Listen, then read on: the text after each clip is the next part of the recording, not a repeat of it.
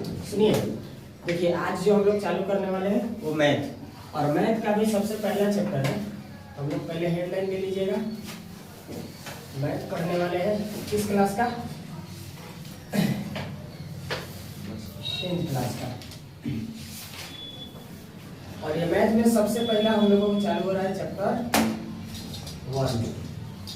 Chapter 1 का नाम क्या है आपका? वास्तविक संख्याएं। वास्तविक संख्याएं, रियल नंबर। जो आपका चैप्टर है क्या है? मच्छर काट रहा है।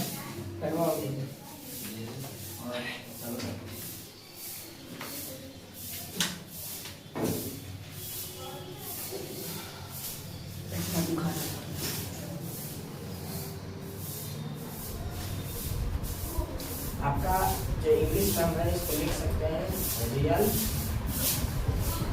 नंबर्स। आपके चैप्टर पढ़ाएंगे। आप सुनिए, सबसे पहले ये जो चैप्टर है वास्तविक संख्या है। पहले नंबर तो हम ये समझेंगे कि इस चैप्टर में किस किस टॉपिक से सवाल पूछे जाते हैं और कितने नंबर का लगभग सवाल पूछा जाता है। ऑब्जेक्टिव पूछा जाता है, सब्जेक्टिव पूछा जाता है। ऑब्जेक्टिव में कितने नंबर, सब्जेक्टिव में कितने नंबर। एक बात तो पहले आप लोग समझ लीजिए। तो सबसे पहले हम आपको बताते चले कि इससे सवाल ऑब्जेक्टिव भी पूछे जाते हैं। आपका सवाल ऑब्जेक्टिव से भी आएगा और सब्जेक्टिव से भी आएगा। सब्जेक्टिव में पहले बात यह देखिए, 2 नंबर का क्वेश्चन भी आता है। 2 नंबर यह क्वेश्चन आएगा। और सवाल यह है कि क्या सर इसमें 5 नंबर के सवाल आएंगे, 5 नंबर का सवाल क्या आएगा इसमें? तो पहले बता दें कि इससे 5 नंबर का सवाल नहीं पूछे जाते। ये जो वास्तविक संख्या है इससे 5 नंबर के सवाल आपसे नहीं पूछे जाते। केवल आपका 2 नंबर का 2 नंबर के सवाल पूछे जाएंगे। ऑब्जेक्टिव भर भर के पूछे जाएंगे। 2 नंबर के भी सवाल बहुत सारे रहेंगे।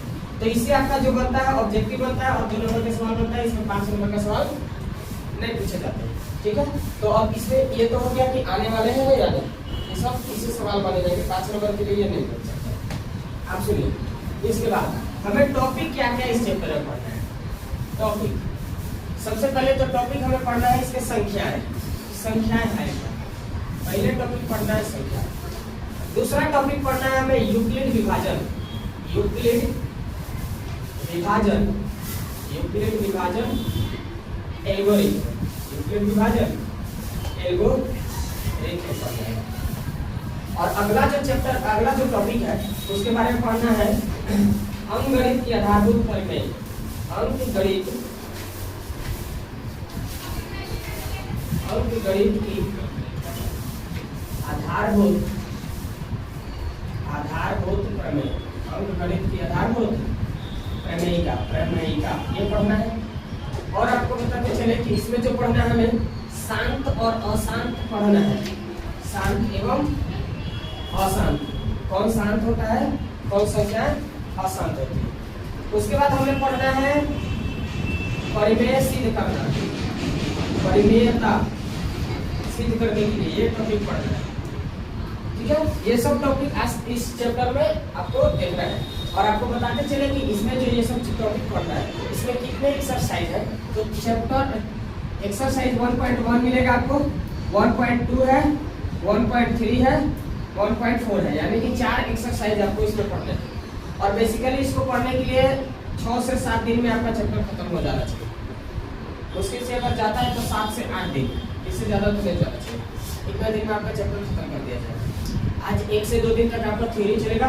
फिर थ्योरी पढ़ाने के बाद डायरेक्ट एक्सरसाइज में आएंगे और एक्सरसाइज टोटल खत्म हो जाएगा। एक्सरसाइज खत्म होने में समय नहीं लगेगा। एक चीज़ समझते चलेगा, टॉपिक चीज़ समझते चलेगा। पहले टॉपिक लिखिए। देखिए ये हो गया। अब ये टॉपिक के बाद हम लोग ये देख लेंगे संख्या है। सबसे पहले हमारा टॉपिक क्या है? संख्या है। तो संख्या से रिलेटेड हम लोग पढ़ लेते हैं। जैसे वास्तविक संख्या जिसे कहते हैं, सम संख्या वगैरह। सबसे पहले इससे पहले आइए, आप लोग अंक के बारे में जानते हैं? कोई भी संख्या बनता है तो किससे मिलकर बनता है? अंक से बनता है। और अंक आपकी बात करें तो 0, 1, 2, 3, 4, 5, 6, 7, 8 और 9। ये जो आपको दिख रहा है ये तो इसमें कौन संख्या नहीं, ये सभी के सभी ही संख्या है। ये अभी कोई संख्या नहीं है, कोई संख्या भी नहीं है अभी तक तो संख्या जीरो लगने हम ना लगने के बाद थ्योरम को नोट कर लिया। अभी तू बता रहे तू काहे वेट एग्जाम में बता रहे सब रखोगे थोड़ा सा देखिएगा। ये जो है हमारे जीरो जीरो 1 2 3 4 5 6 7 8 9 इसको हम कोई संख्या नहीं कहते हैं, इसे केवल कहते हैं हम लोग अंक। क्या कहते हैं? अब इन अंकों को मिलाकर जो बनाया जाएगा, जैसे मान लीजिए 0 1 ये अंकों को मिलने से बना, इसको कहते हैं संख्या। यानी कि अंकों के मिलने से जो बनता है उसको क्या कहेंगे? संख्या। अब बाकी अंकों की संख्या टोटल कितनी होती है, मतलब कई गो अंक होता है? 1 2 3 4 5 6 7 8 9 और 10, यानी कि अंकों की संख्या कितनी है टोटल? 10। अब 10 है, समझिए।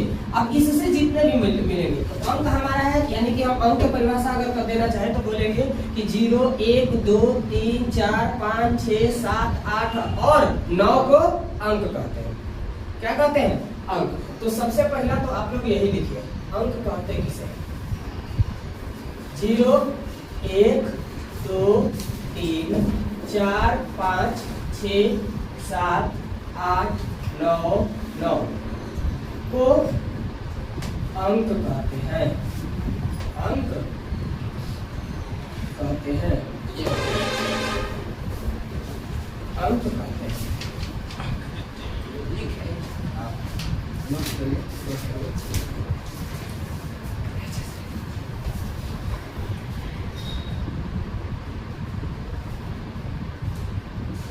इन सबों से मिल करके जो बनेंगे वो संख्या कहेंगे। अब दूसरा आता है आपका प्राकृत संख्या। प्राकृत संख्या, प्राकृत संख्या किसको कहते हैं? या तो कह सकते हैं आप गिनती की संख्या को क्या कहते हैं? जितना भी, अच्छा गिनती गिनना शुरू करते हो, गिनती कहाँ से चालू होता है? 1 2 3 4 5, कुछ पैसा गिना 1 2 3 4, 1 से कोई भी चीज कहाँ से चालू करते हैं? 1 से। तो ये जब हम गिनती गिनते हैं, यानी कि गिनती की संख्या को, गिनती की संख्या को प्राकृत संख्या कहते हैं। क्या कहते हैं? प्राकृत संख्या कहते हैं। गिनती की संख्या को प्राकृत संख्या। या फिर हम अगर दूसरा परिभाषा इसका देना हो, दूसरा परिभाषा या करके लिख सकते हैं, 1 से शुरू होकर, 1 से शुरू होकर, 1 से शुरू होकर अनंत तक, कहाँ तक? अनंत तक की संख्या प्राकृत संख्या कहलाती है। प्राकृत संख्या कहलाती है। प्राकृत संख्या इसमें लिख सकते हैं उदाहरण के लिए 1 2 3 4 5 6 डॉट डॉट डॉट डॉट आगे जहाँ तक चला जाएगा, ये इंफिनिटी तक चला जाएगा। इसका कोई आगे ज्ञात करना संभव नहीं हो सकता। आगे कहाँ तक जाएगा इसका कोई बात नहीं। इसके बारे में थोड़ी सी और बातें अगर समझ ले, नोट में लिखना चाहे लिख सकते हैं, लिखना भी है। बल्कि सबसे छोटी प्राकृत संख्या अगर पूछा जाएगा, सबसे छोटी प्राकृत संख्या कौन होता है? सबसे छोटी प्राकृत संख्या। तो सबसे पहला नोट यहीं पे डालिएगा, सबसे छोटी प्राकृत संख्या। सबसे छोटी प्राकृत संख्या क्या है? 1। और अगर सबसे बड़ी प्राकृत संख्या हम पूछे तो सबसे बड़ी, अनंत कोई संख्या थोड़ी है। अनंत आप बोल रहे हैं, अनंत कोई संख्या थोड़ी है। अनंत कोई संख्या नहीं, एक अनंत एक शब्द है जिसको ज्ञात ही नहीं किया जा सकता है। तो इसीलिए हम लिखेंगे सबसे बड़ी प्राकृत संख्या ज्ञात करना संभव नहीं है। ज्ञात करना संभव नहीं है। कहाँ तक जाएगा? ज्ञात करना संभव नहीं। ये है सबसे बड़ी प्राकृत संख्या। तो ये था प्राकृत संख्या से रिलेटेड। गिनती की संख्या को क्या कहेंगे हम? गिनती की संख्या को प्राकृत संख्या। या फिर हम कह सकते हैं कि 1 से शुरू होकर कहाँ तक? अनंत तक की संख्या को प्राकृत संख्या कहते हैं। चलिए नोट कीजिए। ये प्राकृत संख्या था। आगे पढ़ते हैं हम पूर्ण संख्या। पूर्ण संख्या, प्राकृत संख्या किसे कहते हैं? गिनती की संख्या को प्राकृतिक संख्या कहते हैं। अब उसी गिनती की संख्या में अगर जीरो को शामिल कर लिया जाता है वही कहलाता है पूर्ण संख्या। स्टार्टिंग में जब समय से पहले था, मतलब जब जीरो के खोज नहीं था, उससे पहले केवल गिनती पढ़ा जाता था। वैसे 10 भी लिखा जाता था, ऐसा बात नहीं है, पर जीरो किसी का नाम नहीं था कि वो जीरो है। तो जीरो के खोज बाद में बिहार के आर्यभट्ट ने किए। तो आर्यभट्ट साहब जब जीरो के खोज किए तो उन्होंने कहा कि जीरो एक ऐसा संख्या है जो एक से पहले आता है, तो जीरो को इसमें शामिल किया गया। तो जीरो से, इसको हम लिख सकते हैं, जीरो से शुरू होने वाली, जीरो से शुरू होने वाली गिनती की संख्या को, गिनती की संख्या को पूर्ण संख्या कहते हैं। क्या कहते हैं? पूर्ण संख्या। या फिर इसका अगर दोबारा परिभाषा दूसरा देना चाहें तो लिख सकते हैं कि जीरो से शुरू होकर, जीरो से शुरू होकर कहां तक? अनंत तक, अनंत तक की संख्या को क्या कहते हैं? पूर्ण संख्या कहते हैं। अच्छा, इसके उदाहरण के तौर पे क्या लिख सकते हैं? अर्थात लिख सकते हैं 0, 1, 2, 3, 4, 5, आगे ये भी चला जाएगा कहां तक? अनंत तक चला जाएगा। इसमें भी थोड़ा सा समझ लेते हैं इसके बारे में। अब बताइए, अगर पहला पूछा जाए कि सबसे छोटी पूर्ण संख्या, सबसे छोटी पूर्ण संख्या क्या होता है? पूर्ण संख्या सबसे छोटा क्या हो जाएगा? 0। और सबसे अगर बड़ी पूछा जाए, सबसे बड़ी संभव नहीं है, तो क्या लिख सकते हैं? संभव नहीं है, मतलब इसको ज्ञात करना संभव नहीं है। क्या हमारा हो गया? पूर्ण संख्या के बारे में। उसी तरह आइए सम संख्या भी इसी में देख लेते हैं। सम संख्या, सम संख्या अगर कहना हो तो सम संख्या के बारे में हम क्या लिखेंगे कि जो 2 से पूर्णतः क्या हो जाए? विभाजित हो जाए। वैसी संख्याएं जो 2 से, इससे 2 से पूर्णतः विभाजित हो, जो 2 से पूर्णतः विभाजित हो, आप लोग इसमें पूरा लिख लीजिएगा, सम संख्या कहलाता है। कॉमा दे करके सम संख्या कहलाता है। जैसे अगर उदाहरण में लिखना हो तो क्या लिख सकते हैं? 2 से पूर्णतः विभाजित होगा 4, 6, 8, 10, 12, 14, इस तरह से आगे बढ़ते रहेगा। ये भी कहां तक जाएगा? अनंत तक चला जाएगा। अब इसमें भी अगर कुछ नोट की बात करें, बताइए सबसे छोटा सम संख्या कौन होगा? सबसे छोटी सम संख्या कौन है? सबसे छोटी सम संख्या 2। और सबसे बड़ी अगर पूछा जाए तो संभव नहीं है, ज्ञात करना संभव नहीं। ये हो गया इसके बारे में। और ये भी याद रखिए, सम संख्या ज्ञात चिन्हने का एक तरीका होता है। पहचान किस तरह से होगा सम संख्या का? तो कोई भी संख्या दिया हुआ है, किसी भी संख्या का, संख्या के अंत में हमेशा याद रखिएगा 0, 2, 4, 6 और 8, अगर ये अंक रहते हैं तो समझिए वो संख्या क्या है? सम संख्या। जिस भी संख्या के अंत में अगर 0, 2, 4, 6, 8 है, इसका मतलब वो कौन सी संख्या है? सम संख्या। जैसे अगर हम आपसे पूछे कि 4, 5, 4, बताइए कैसी संख्या है? सम संख्या। अंत में क्या है? 4 है। 0, 2, 4, 6, 0, 2, 4, 6, 8, अगर ये पांचों संख्या अंक रहता है किसी भी संख्या के अंत में, तो वो संख्या कहलाती है सम संख्या। इस तरह से मान लीजिए 46 अगर पूछे तो क्या है? सम संख्या है। 2026 चल रहा है, बताइए सम संख्या है। क्या है? सम संख्या। ठीक है, इस तरह से ये जो कितना हो गया आप लोग इतना कर लेना। इसमें भी एक अगला नोट डाल सकते हैं। ये पहला नोट हुआ, दूसरा नोट, तीसरा नोट ये लिख लीजिएगा कि जो सम संख्याएं होती है, नोट कीजिए, सम संख्याओं के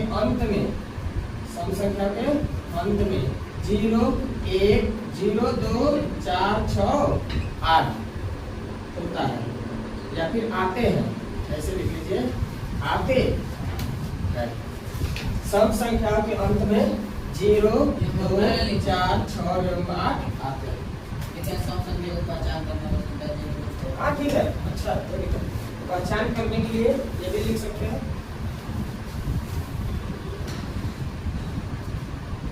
आइए आगे बढ़ते हैं।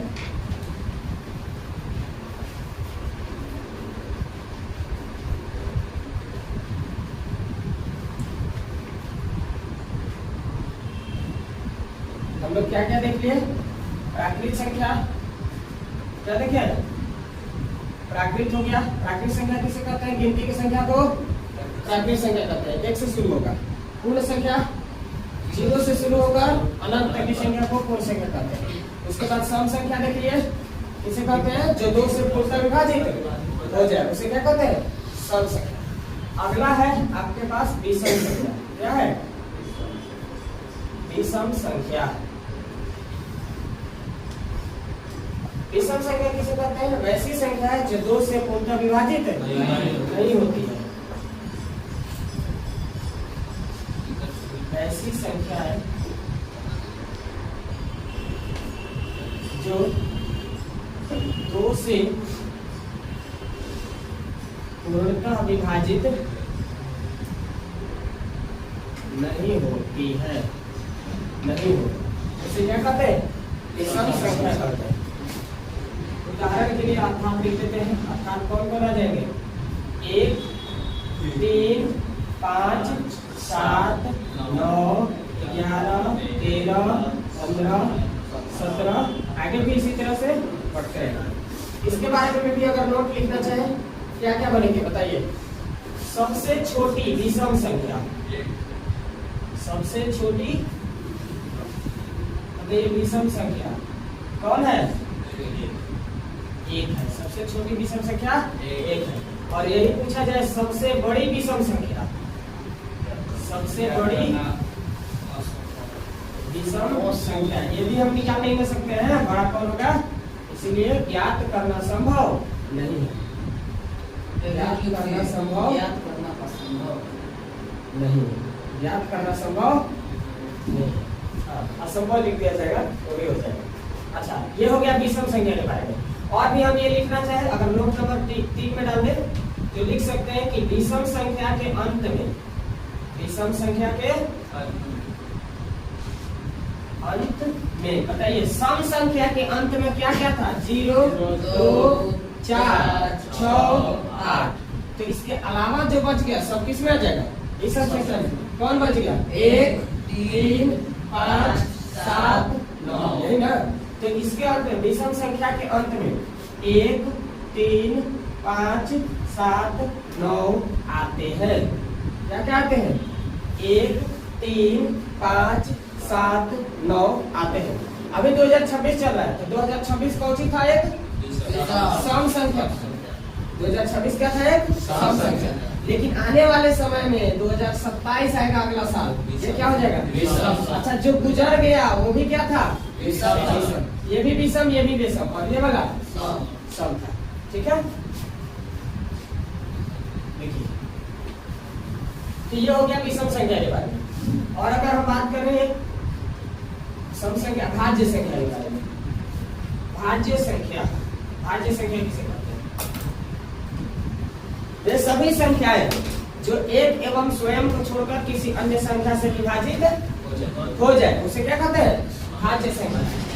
वैसी संख्याएं, वैसी संख्याएं जो एक एवं स्वयं, एक एवं स्वयं को छोड़कर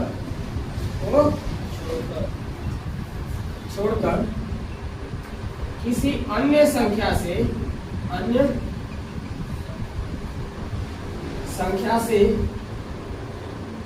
विभाजित हो, क्या हो? विभाजित हो, क्या कहलाता है? सम संख्या।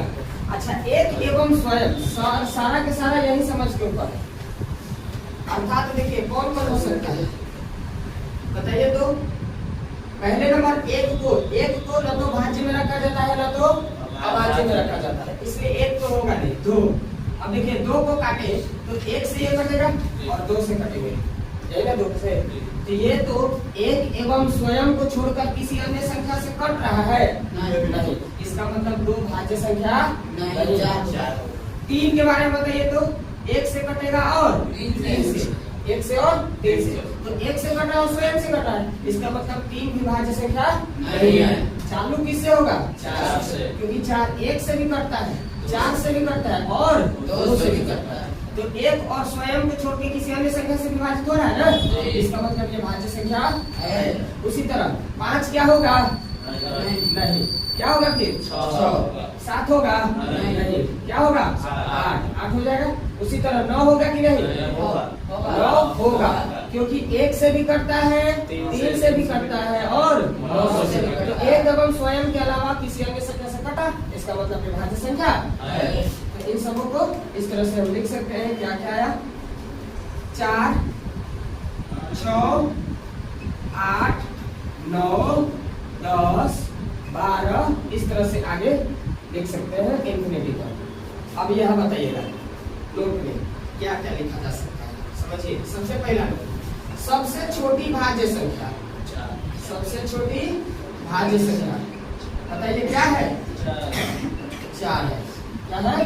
4। और अगर सबसे बड़ी भाज्य संख्या पूछा जाए तो सबसे बड़ी भाज्य संख्या ज्ञात करना क्या है? असंभव। ज्ञात करना संभव नहीं है, संभव नहीं है। और भी कुछ नोट समझ लेते हैं। जैसे तीसरा, इसके बारे में एक बात जान लीजिए, जितना भी सम संख्या और विषम संख्या पढ़े, जितना भी विषम संख्या है, विषम संख्या, क्या सभी के सभी विषम संख्या भाज्य संख्या हो सकता है? नहीं। कभी इस बात को समझिए, विषम संख्या 9 भी है, लेकिन 9 तो भाज्य संख्या है। 9 क्या है? भाज्य संख्या है। कहने का अर्थ यह हो गया कि जितना भी विषम संख्या होता है कि सब के सब भाज्य नहीं है, लेकिन हाँ ये जरूर हम कह सकते हैं कि सभी भाज्य संख्या या तो सम हो सकता है या विषम हो सकता है, क्योंकि विषम भी एक भाज्य संख्या है। जितने भी भाज्य संख्या है वो सम भी हो सकते हैं और विषम भी हो सकते हैं। यानी कि भाज्य संख्याएं सम एवं विषम, सम एवं विषम दोनों हो सकता है, दोनों हो सकते हैं, दोनों हो सकते हैं। ये हो गया विषम संख्या, भाज्य संख्या। अब आगे पढ़ते हैं अभाज्य संख्या।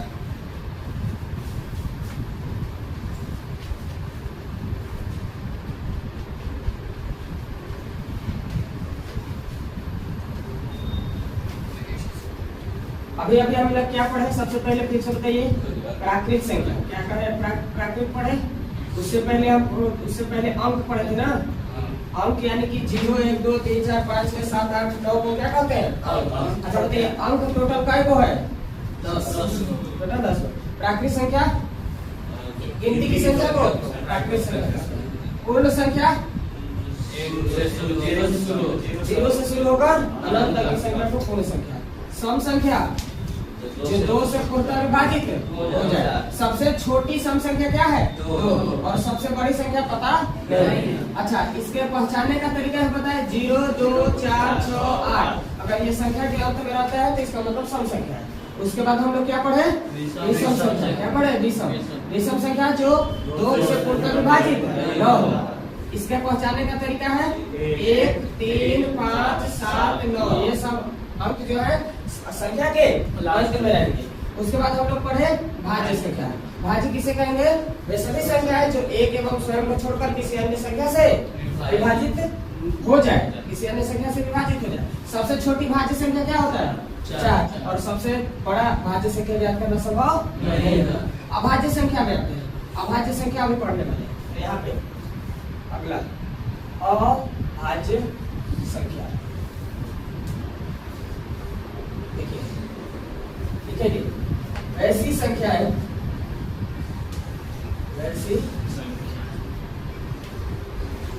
जो एक एवं स्वयं को छोड़कर किसी अन्य संख्या से विभाजित न हो, संख्या से विभाजित न हो, इसे क्या कहते हैं? अभाज्य संख्या। जैसे कहां से शुरू हो जाएगा अभाज्य संख्या? बताइए। एक को हमेशा न तो सम में रखेंगे और न ही न तो भाज्य में रखेंगे न तो अभाज्य में रखेंगे, कुछ में नहीं रखेंगे। आगे देखिए, तो यहाँ जो चालू होता है 2 से होता है, क्योंकि 2 एक ऐसी संख्या है जो केवल 1 से और स्वयं से कटता है। 3 भी एक ऐसी संख्या है जो केवल एक और स्वयं से करता है। 5 भी एक ऐसी संख्या है जो एक और स्वयं से करता है। 4 के बारे में, 4 किससे करता है? 1 से भी, 2 से भी और 4 से भी। जिसका अपवर्तक 2 को क्या ज्यादा 3 को हो गया। अपवर्तक मतलब जिसका भागा लगा जिससे, ठीक है। जिसके अपवर्तक 2 से अधिक हो जाए, जैसे इसमें 3 को अपवर्तक हो गया ना, ये भाज्य संख्या।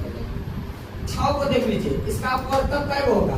1 2 3 6, यानी कि 4 हो गया अपवर्तक, मतलब ये क्या है? भाज्य है। 7 की बात करते हैं, 7 में क्या वो है? 1 और 7, ये क्या हो जाएगा? अभाज्य। यानी कि 2 के बाद 3 के बाद 5 और 5 के बाद 7, बताइए 8। 1 से भी, 2 से भी, 4 से भी और 8 से भी। 9 होगा? 11 13 15 17 नहीं होगा, 17। इस तरह से आगे है बढ़ते रहेंगे।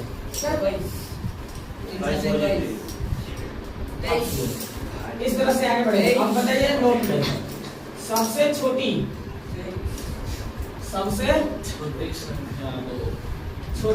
अभाज्य संख्या, अभाज्य संख्या कौन है? और वही सबसे बड़ी की बात अगर किससे करें तो अभाज्य संख्या ज्ञात करना संभव नहीं। अभी देखिए नोट नंबर 1 ये हो गया। 2 तीसरा नोट नंबर, लगातार अगर एक ही एक ऐसी संख्या है जो लगातार है, संख्या जो अभाज्य संख्या बनती है, 2 और 3, ठीक है।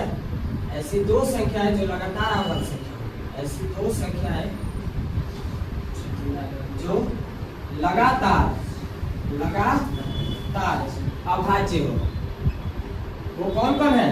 2 और 3, 2 और 3। इसके बाद जो है जितने भी 5 के बाद 7 आते हैं, 1 और 1, 7 के बाद 8 के बाद गैप करके होता है, लेकिन 2 और 3 लगातार संख्या है जो कि अभाज्य संख्या होती है। अच्छा, ये हो गया अभाज्य। अभाज्य के बाद आता है जुड़वा अभाज्य। जुड़वा अभाज्य। अच्छा, उससे पहले अब हम आपको बताते चले, भाज्य पढ़ लिए ना, भाज्य और अभाज्य। तो ये जो भाज्य है, भाज्य संख्या को और भी संख्या कहा जाता है, जैसे यौगिक संख्या, इसको कहा जाता है यौगिक संख्या। क्या कहते हैं? यौगिक संख्या। या फिर इसको संयुक्त संख्या भी कहा जाता है। क्या कहा जाता है? संयुक्त संख्या। नोट वहां जहाँ लिखा है वहां पे लिख लीजिएगा, नोट कर लीजिएगा कि जो भाज्य संख्या है उसको यौगिक संख्या भी कहते हैं और संयुक्त संख्या भी कहते हैं, और जो अभाज्य संख्या है इसको ऋण संख्या कहते हैं। क्या कहते हैं? ऋण संख्या। एक बार एग्जाम में ऋण संख्या पूछ रहे थे, निम्न में से कौन ऋण संख्या है? अब बच्चे ये सोच रहे हैं कि अभाज्य संख्या पूछ रहे हैं, क्या ऋण क्या होता है, समझ में? तो ऋण होता है मतलब क्या? अभाज्य। और यहाँ इसको कहते हैं असंयुक्त संख्या। क्या कहते हैं? असंयुक्त संख्या। तो अभाज्य का और क्या नाम हो जाएगा? ऋण और असंयुक्त। भाज्य का नाम क्या हो जाएगा? यौगिक और संयुक्त। वहां नोट करके लिखिए, ये नोट कर लीजिए। भाज्य में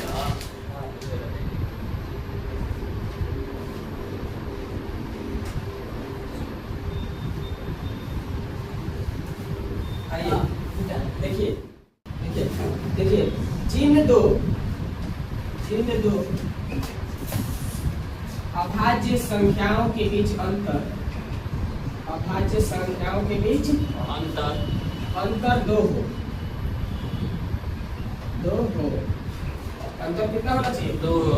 जैसे समझिए 2 और 3 के बीच का अंतर कितना है? ये अभाज्य संख्या है ना, 2 और 3 के बीच अंतर कितना है?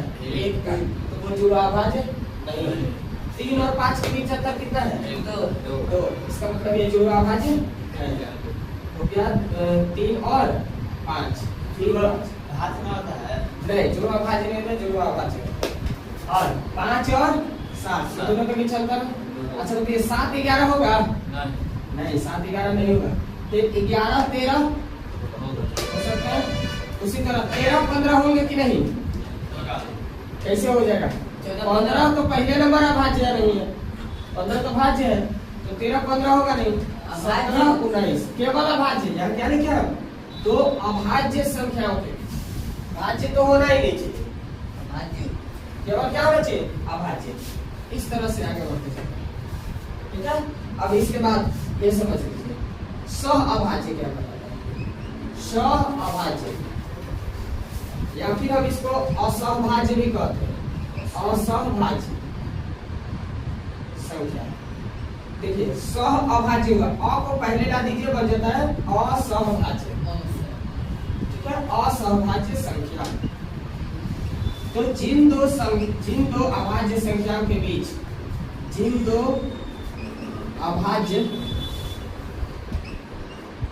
संख्याओं का मौसा, जिन दो अभाज्य संख्याओं का मौसा एक हो, क्या हो, एक हो, वो क्या कहलाते हैं, सह अभाज्य कहलाते हैं। जैसे समझिए, जैसे 2 और 3, बताइए ये 2 और 3 का मौसा कितना होगा, एक।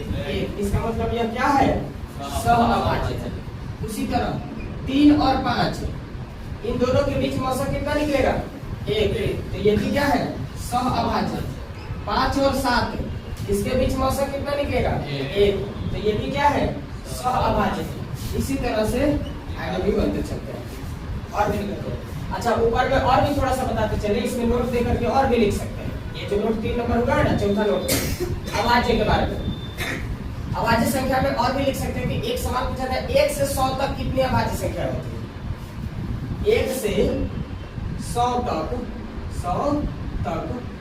अभाज्य संख्या कुल कितनी अभाज्य संख्या है, कुल अभाज्य संख्या तो टोटल 25 होते हैं। और कौन कौन होता है ये हमको समझा देते हैं, बताइए कौन कौन होते हैं। यहाँ देखिए 2 से चालू होते हैं, 2, उसके बाद 3, 5, 7, 11, 13, 17, 19, 21, 23,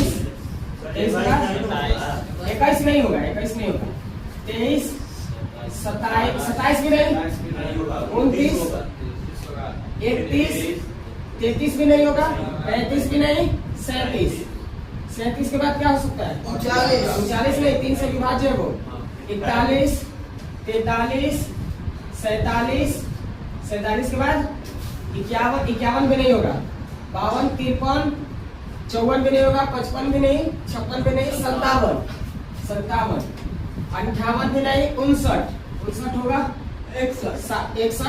61 हो जाएंगे, 63 नहीं, 3 से विभाज्य है, 63 के बाद 65 भी नहीं होगा, 67, उसके बाद 69 भी नहीं होगा, 69 भी नहीं होगा, 70 भी नहीं, 71 के बाद 73, और 73 के बाद 77, 7 से विभाज्य है, 11 से भी है, 79, 3 से पहले कटा के ठीक है, नहीं कटेगा, ठीक है, 81 नहीं होगा, 2 3 से विभाज्य है, 83 हो सकता है, और उसके बाद 87, 3 से विभाज्य है, 87 विभाज्य के बाद कीजिए।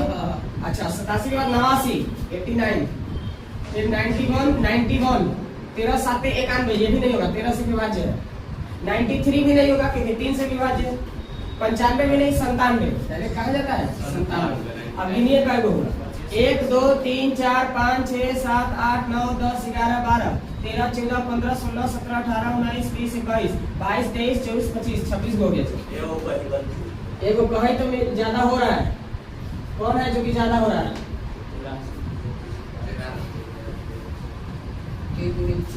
11 13 15 19 23 29 31 37 तो ठीक है, 37 का 41 43 47 57 3 से विभाज्य है, 57 3 से विभाज्य है, हो गया। अब देखिए 1 2 3 4 5 6 अब हो गया ना 25 को। अब यहाँ से 1 से 100 तक अगर पूछा जाएगा तो 25 को अभाज्य संख्या है, लेकिन हमसे अगर ये पूछा जाए कि 1 से 50 तक कितनी है, तो 1 से 50 तक 15 होता है, और प्लस 50 से लेकर के 100 तक कितना होता है 10। देखिए 1 2 3 4 5 6 7 8 9 10 11 12 13 14 15 50 तक हो गया 15 को।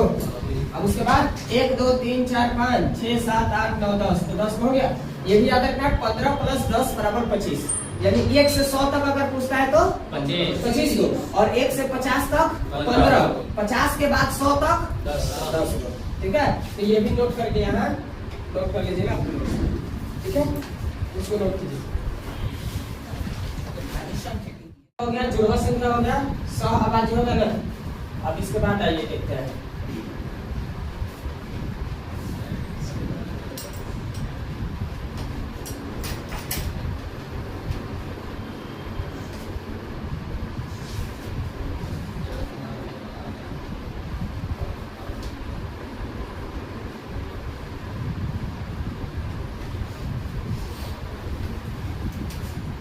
एक होता है संपूर्ण संख्या। संपूर्ण संख्या ये क्या होता है इसके बारे में देखिए। वह प्राकृतिक संख्या, वह प्राकृतिक संख्या जिसके सभी अपवर्तकों का योग, जिसके सभी अपवर्तकों, अभी अपवर्तक को समझ में आया नहीं होगा तो बताते हैं क्या होता है अपवर्तक। जिसके सभी अपवर्तकों का योग उस संख्या के दुगुना हो, उस संख्या के दुगुना हो,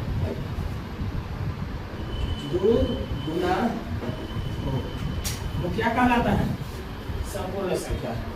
जैसे पहले बता देते हैं, पूरे 1 से लेकर के 100 तक संख्या में, 1 से लेकर 100 में केवल 2 ही वो ऐसे संख्या है जो संपूर्ण संख्या है। एक तो सबसे पहला 6 और दूसरा मिलेगा 28। एक तो 6 है, दूसरा 28। जैसे आइए देखे ध्यान से। 6 अपवर्तक का पहले मतलब समझिए। अपवर्तक का मतलब होता है कि वह सभी संख्या जो उस संख्या को विभाजित करते हैं। जैसे 4 का अपवर्तक, 4 किससे किससे अपवर्तित होता है, मतलब किससे विभाजित होता है? 1 से, 2 से, 4 से। यही ना, इसको कहते हैं अपवर्तक। इसी को क्या कहते हैं? अपवर्तक। मान लीजिए 6 का अपवर्तक कुछ है, क्या होगा? 1, 2, 3 और 6, ये होगा इसका अपवर्तक। याद रखिएगा, कभी भी अपवर्तक या तो स्वयं हो सकता है या उससे छोटा हो सकता है, उससे बड़ा नहीं हो सकता। तो अब बताइए 6 का अपवर्तक कौन कौन होगा? 6 का अपवर्तक कौन कौन है? 1 प्लस 2, क्योंकि हम अपवर्तकों का क्या लिखे हैं? योग, इसलिए हम जोड़ेंगे 2 प्लस 3 प्लस 4, सॉरी 6 ना। अब इसको जोड़िए, 6 3 9 3 11 11 12, जोड़ के कितना गया? देखिए तो इस संख्या का दुगुना हो गया। जोड़ के संख्या का दुगना हो गया, यानी कि ये क्या है? संपूर्ण संख्या है। क्या है? संपूर्ण संख्या। हाँ, अब उसी तरह 28 के बारे में बात करते हैं। 28 का अपवर्तक, अपवर्तक। अब इसको समझिए, 28 किस किस संख्या से कटेगा? 1 से कटेगा, 2 से, 3 से कटेगा नहीं, 4 से, 4 7 28। उसी तरह 6 से, 6 से कटेगा नहीं, 7 से, उसके बाद 28। ये बकवास काम करते हैं ना। 7 से कैसे कटेगा? सोच लो, 7 से 12 में 28 नहीं आता है। 4 के 4 अब बताइए और किस संख्या से कटेगा? 10 से नहीं, 11 से नहीं, 12 से नहीं, 14 से कटेगा ना। 14 से, फिर 28 से भी कटेगा डायरेक्ट। अब इसको जोड़िए, 3 और 4 7 7 दूनी 14, 14 दूनी 28। अब 28 28 मिलके 56 आ गया इसका दुगना। इसका मतलब ये भी क्या है? संपूर्ण संख्या। और नोट में लिख लीजिएगा कि 1 से 100 तक, 100 तक की संख्या में केवल दो ही संपूर्ण संख्या है। अब 2 कौन कौन है? एक तो 6 और एक तो 28 ही संपूर्ण संख्या है। क्या है? संपूर्ण संख्या है। ठीक है, देखिए आगे, ये हो गया संपूर्ण संख्या। अभी जो हमें पढ़ना है आगे परिमेय संख्या। ये मोस्ट सवाल है, परिमेय संख्या। इसे परिमेय संख्या कहते हैं। बताते चले कि वैसी संख्या जिसे p/q के रूप में लिखा जा सकता है, जिसे p/q के रूप में लिखा लिखा जा सकता है, जा सकता हो, क्या कहलाता है? परिमेय संख्या। देखिए ये 6 क्लास में, 7 क्लास में, 8 क्लास में, 9 क्लास में, 10 क्लास में, सभी क्लास में पढ़ता है। तो ये कॉमन चीज है, ये आप लोगों को आना चाहिए। ये हो गया परिमेय संख्या का होता है। यह भी याद रखिएगा, जो P और Q होना चाहिए ना, जहाँ P, Q अभाज्य ये होना चाहिए, प्राकृतिक संख्या होना चाहिए। P और Q होना चाहिए, सॉरी पूर्णांक संख्या। क्या होना चाहिए? पूर्णांक संख्या। अच्छा पूर्णांक संख्या बताया अभी नहीं ना, फिर बता देंगे पूर्णांक संख्या क्या होता है। जहाँ P और Q क्या होना चाहिए? पूर्णांक संख्या। और ये भी याद रखिएगा, Q का वैल्यू 0 के बराबर नहीं होना चाहिए। जैसे आप समझाते हैं P बाई Q के रूप में लिख सकते हैं ना जी। तो P और Q पूर्णांक संख्या हो जाए, माइनस में रहेगा चलेगा, 0 रहेगा चलेगा, प्लस में रहेगा तो भी चलेगा। Q के मान कभी भी 0 ना होना चाहिए। ऊपर वाला 0 हो जाए कोई दिक्कत नहीं है, नीचे वाला 0 नहीं होना चाहिए, नहीं तो वो अपरिभाषित हो जाएगा, जिसका कोई डिफिनेशन नहीं है। जैसे एग्जांपल के तौर पर ये समझिए, जैसे लिखिएगा 4, इसको अब बताया है एक ऐसी संख्या है जिसको गुणा भी कर दो तो भी वही संख्या आता है, भागा भी कर लो वही संख्या, पावर में भी 1 लगा लो तो भी वही संख्या। तो इसके नीचे कुछ नहीं है तो ये था, तो इसको P बटा Q के रूप में लिख सकते हैं ना। 4 हो गया, 6 हो गया, 12 हो गया, ये सब क्या है?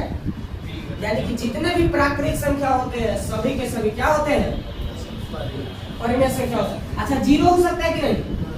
हो सकता है, क्योंकि 0 के नीचे तो हम एक लिख सकते हैं ना, नीचे वाला तो 0 नहीं होना चाहिए, ऊपर वाला तो 0 हो सकता है। तो 0 भी ये क्या है? परिमेय संख्या ही है। अच्छा बताइए √2 परिमेय संख्या है कि नहीं?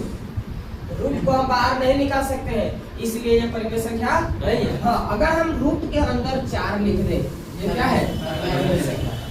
ठीक है।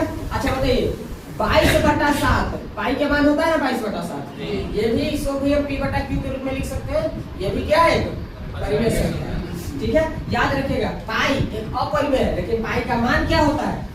परिमेय संख्या। ठीक है, ये सब परिमेय संख्या है। उसी तरह और भी 0 हो गया, ETC और भी बन जाता है बहुत सारे। अब ये अपरिमेय संख्या के बारे में, अपरिमेय संख्या, अपरिमेय संख्या क्या कहलाता है? तो लिखेंगे कि वैसी संख्या, ऐसी संख्या जिसे P बाई Q के रूप में नहीं लिखा जा सकता है, नहीं लिखा जा सकता है, क्या कहलाता है? अपरिमेय संख्या कहलाता है। अब जैसे √2 इसको P बटा Q के रूप में हम नहीं लिख सकते हैं। √2 रूट से बाहर होना चाहिए, याद रखिए रूट से बाहर हम 2 को नहीं निकाल सकते हैं, इसकी वजह से ये अपरिमेय संख्या है। और भी 2 अच्छा एक चीज और पूछना चाहते हैं, हम 2.5 लिखे हैं, ये परिमेय है क्या अपरिमेय है? ये परिमेय है। क्यों? हम दशमलव उड़ाएंगे, नीचे 10 बैठाएंगे ना, 5 से कटाएंगे 5, यानी कि 5/2 P बटा Q के रूप में लिख दिए ना, यानी कि P बटा Q के रूप में हम 5/2 लिख सकते हैं। या फिर दशमलव वाला भी 0.5, 2.5, इस तरह की जो संख्या होता है ये भी क्या है?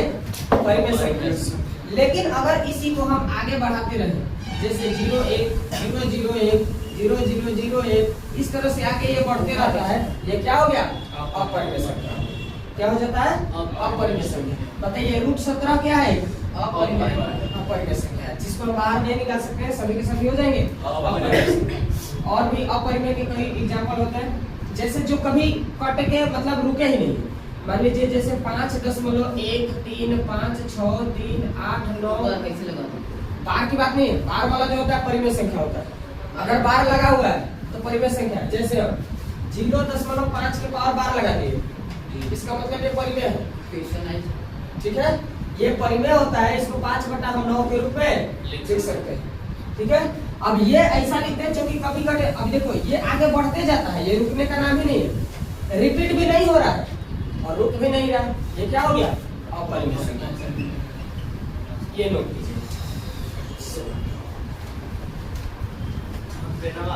फुल एग्जाम है हो गया, जुड़वा संख्या हो गया, सह अभाज्य हो गया। अब इसके बाद आइए देखते हैं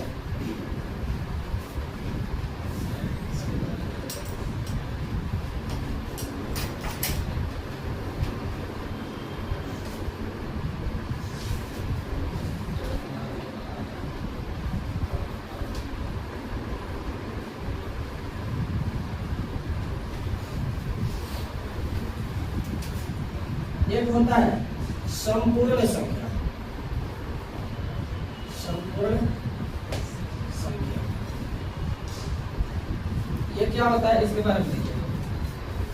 वह प्राकृतिक संख्या, वह प्राकृतिक संख्या जिसके सभी अपवर्तकों का योग, जिसके सभी अपवर्तकों, अभी अपवर्तक को समझ में आया नहीं होगा तो बताते हैं क्या होता है अपवर्तक। जिसके सभी अपवर्तकों का योग उस संख्या के दुगना हो, उस संख्या के दुगुना हो,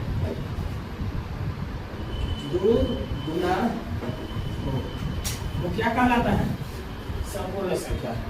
जैसे पहले बता देते हैं, पूरे पूरे 1 से लेकर के 100 तक संख्या में, 1 से लेकर 100 में केवल 2 ही को ऐसे संख्या है जो संपूर्ण संख्या है।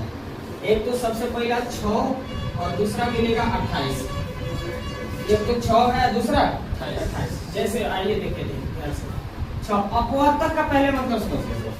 अपवर्तक का मतलब होता है कि वह सभी संख्या जो उस संख्या को विभाजित करते हैं। जैसे 4 का अपवर्तक, 4 किससे किससे अपवर्तित होता है, मतलब किससे विभाजित होता है? 1 से, 2 से, 4 से, यानी ना इसको कहते हैं अपवर्तक। इसी को क्या कहते हैं? अपवर्तक। मान लीजिए 6 का अपवर्तक पूछे, क्या होगा? 1, 2, 3 और 6, ये होगा इसका अपवर्तक। याद रखिएगा, कभी भी अपवर्तक या तो स्वयं हो सकता है या उससे छोटा हो सकता है, उससे बड़ा नहीं हो सकता। तो अब बताइए 6 का अपवर्तक कौन कौन होगा? 6 का अपवर्तक कौन कौन है? 1 प्लस 2, क्योंकि हम अपवर्तकों का क्या लिखे हैं? योग, इसलिए हम जोड़ेंगे 2 प्लस 3 प्लस 4, सॉरी 6 ना। अब इसको जोड़िए, 6 3 9 3 11 11 12, जोड़ के कितना गया? देखिए तो इस संख्या का दुगुना हो गया, जोड़ के संख्या का दुगना हो गया, यानी कि ये क्या है? संपूर्ण संख्या है। क्या है? संपूर्ण संख्या। हाँ, अब उसी तरह 28 के बारे में बात करते हैं। 28 का अपवर्तक, अपवर्तक, अब इसको समझिए। 28 किस किस संख्या से कटेगा? 1 से कटेगा, 2 से, 3 से कटेगा नहीं, 4 से, 4 7 28। उसी तरह 6 से, 6 से कटेगा नहीं, 7 से, उसके बाद और किस संख्या से कटेगा? 10 से नहीं, 11 से नहीं, 12 से नहीं, 14 से कटेगा ना, 14 से। फिर 28 से भी कटेगा डायरेक्ट। अब इसको जोड़िए, 3 और 4 7 7 दूनी 14, 14 दूनी 28, अब 28 28 मिलके 56 आ गया इसका दुगना। इसका मतलब ये भी क्या है? संपूर्ण संख्या। और नोट में लिख लीजिएगा कि 1 से 100 तक, 100 तक की संख्या में केवल दो ही संपूर्ण संख्या है। अब 2 कौन कौन है? एक तो 6 और एक तो 28 ही संपूर्ण संख्या है। क्या है? संपूर्ण संख्या है। ठीक है,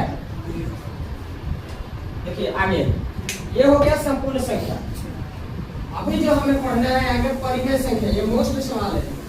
परिमेय संख्या, इसे परिमेय संख्या कहते हैं।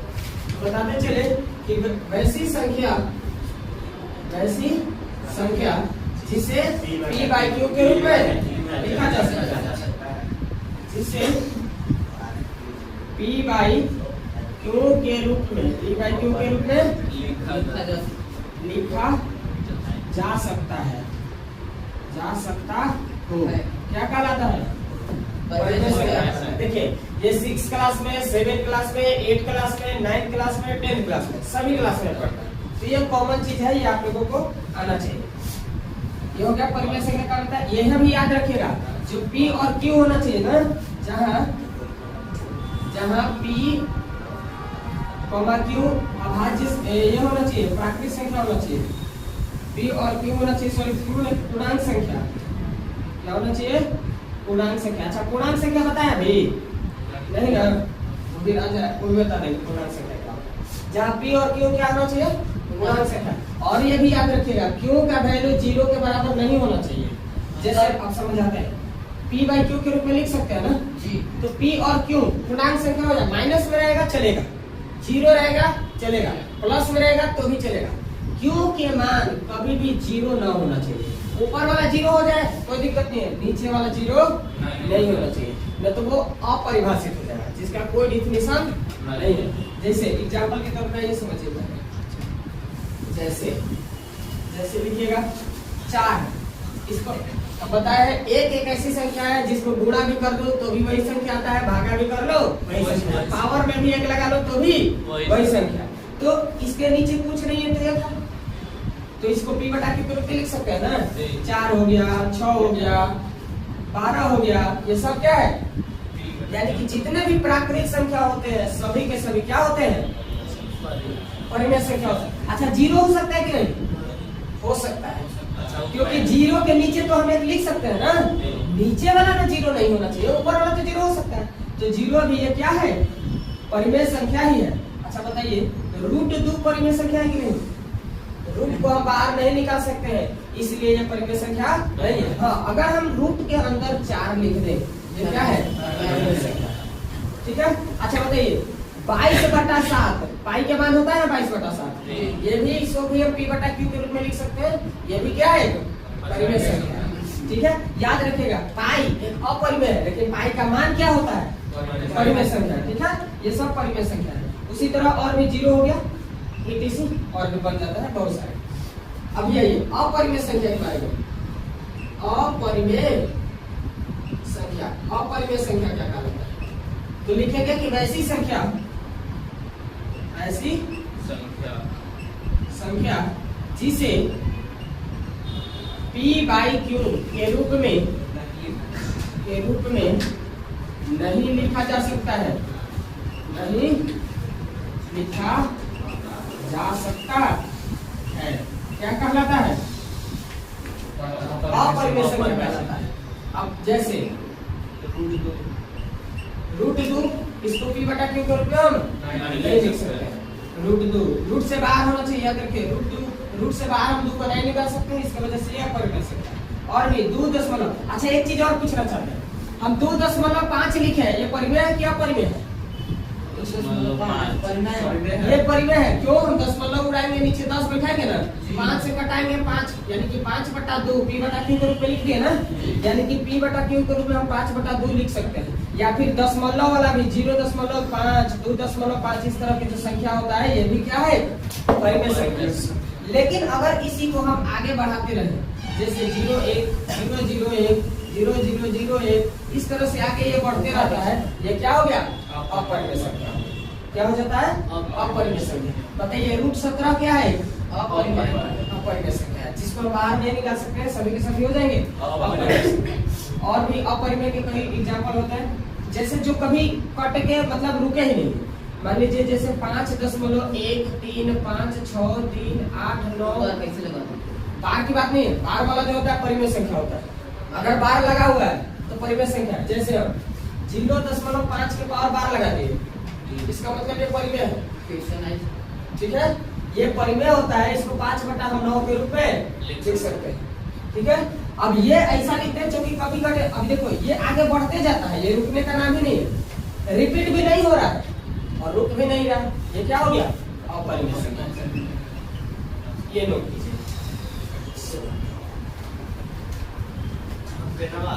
फुल एग्जाम है